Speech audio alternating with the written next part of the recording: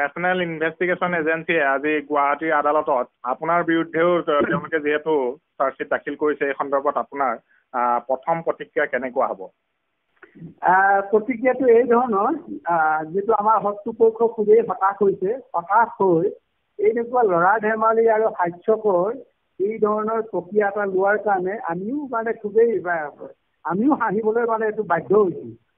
যিহেতু আমি সংযুক্ত মুক্তি বাহিনী অসম স্বাধীনৰ একেবাৰে নেতাৰ পৰা তৃণমূল পৰ্যায়লৈকে সকলোৱে জানে আমি ভাৰতৰ সংবিধান বা ভাৰতৰ আইনৰ বন্দীৰ বাহিৰত আমাৰ সংগ্ৰাম চলিছে আৰু এই সংগ্ৰাম, এই বিপ্লৱ ভাৰতীয় উপনিবেশিক শাসক গোষ্ঠীৰ বিৰুদ্ধে আমি কৰি আহিছোঁ। আৰু এইবিলাক আমি কেতিয়াবাই ভাৰতীয় সংবিধান, ভাৰতীয় আইন কেতিয়াবাই আমি প্ৰত্যাখ্যান কৰিলোঁ। প্ৰায় 4টা দশক আগেই ইয়াক প্ৰত্যাখ্যান কৰিছোঁ।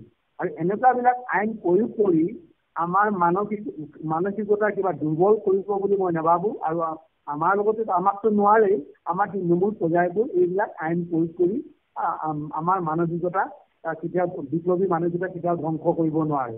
বাৰে বাৰে আকৌ ক'বলৈ আমাক বাধ্য কৰাইছে এইবিলাক ল'ৰা ধেমালি আৰু এটা হাস্যকৰ। ইয়াৰ পৰা কোনো এটা ফলপ্ৰসূ ইহঁতে সমাধান উলিয়াব নোৱাৰে। আদালতত আজি যিখন দিছে এনআইএ, তাত কৈছে যে মুকুল হাজৰিকাই অভিজিত অসম বুলিও কৈছে। এইটো ক'বই, সিহঁতৰ কোনো যি ধৰণে ইহঁতে ইষ্টাব্লিছ কৰিবলৈ বিচাৰিছে, প্ৰতিপন্ন কৰিবলৈ বিচাৰিছে, সিহঁতৰ প্ৰকৃত এভিডেন্স নাই। আৰু মুকুল হাজৰিকা মুকুল হাজৰিকাৰ তেখেতৰ হিউমেন এক্টিভিষ্ট, হিউমেন ৰাইটছৰ এজন এক্টিভিষ্ট। আৰু আছাম ৱাৰ্কছৰ তেখেতৰ এজন প্ৰতিষ্ঠাপক হিউমেন ৰাইটছৰ। এইটো ক্ষেত্ৰত তেখেতক আৰু আজৰিয়ে নহ'বতো, তেখেতক অভিজিত অসমৰ লগত জড়িত কৰিলে নহ'ব।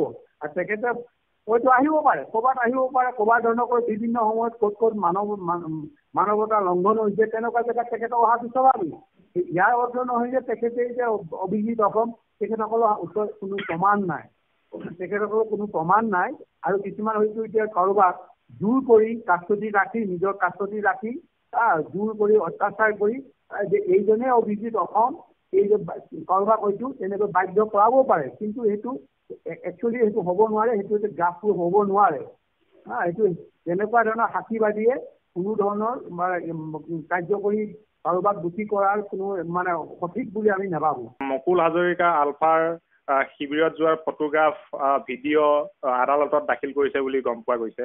আদালতত দাখিল নহয়, সেইটো আদালতত দাখিল কৰা নকৰা অকল এইটো এক পক্ষৰ কথা। আমাকো সুধিব লাগিব, আমাকো সোধাৰ বা তেখেতসকলে আমাক সুধিব নোৱাৰে। আমি তেখেতসকলৰ কোনো দায়বদ্ধতা নাই। আমি যিহেতু ভাৰতীয় সংবিধান নেমানোৱেই, কিন্তু আমি জানো হয় না নহয়, আমি জানো হয় না নহয়, তেখেত হয় না নহয় আমি কৈছোঁ।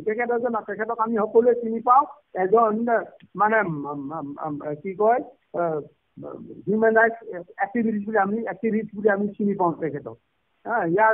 কিন্তু আমি কৈছোঁ, বাৰে বাৰে কৈছোঁ। আৰু তেখেতসকলে এনেই তাকে ধৰি আনি কোনোবা এজন জৈনিক গগন বুলি কয়, কোনোবা এজনক ধৰি আনি অত্যাচাৰ কৰিছে, অত্যাচাৰ ক'বলৈ কৈছে, যি হ'ল বুলি কয়, এনেকুৱা বিভিন্ন ধৰণৰ ক'ব পাৰে।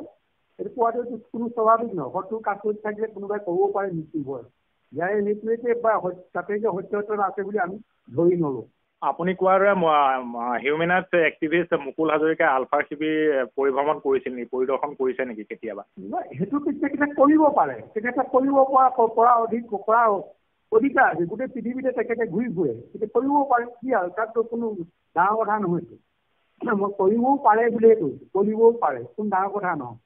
পৃথিৱীৰ বিভিন্ন জেগাত হিউমেন ৰাইটছ ভাইলেশ্যন হৈছে, তাত তেখেতৰ যোৱাটো নৈতিক দায়িত্ব আছে।